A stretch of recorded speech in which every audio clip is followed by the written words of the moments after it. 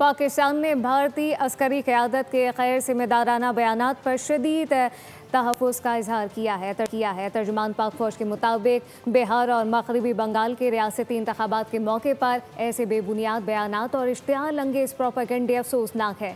तर्जुमान ने मुतनब्बा किया कि पाकिस्तान के अवाम और मुसल्लह फ़ौज वतन के चप्पे चप्पे का दिफा करना जानती है।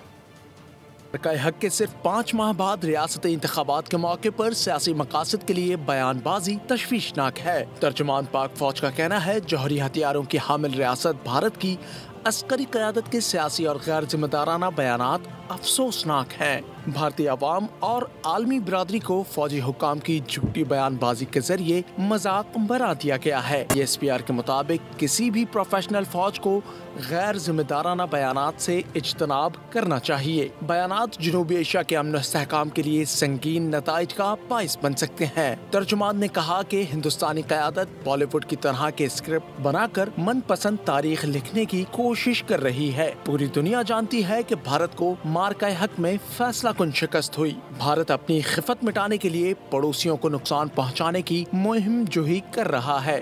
तर्जुमान ने मुतनब्बे किया कि पाकिस्तान के अवाम और मुसल्लह फौज वतन के चप्पे चप्पे का दिफा करना जानती हैं। हिंदुस्तानी मुसल्लह फौज और सियासी आकाओं को किसी गलत फहमी में नहीं रहना चाहिए। अगर जाहिरियत मुसल्लत की गई तो इसका जवाब पूरी कुव्वत और फौरी दिया जाएगा, जिसे आने वाली नस्लें याद रखेंगी। सब्सक्राइब करें और बेल दबाएं ताकि कोई खबर रह न जाए।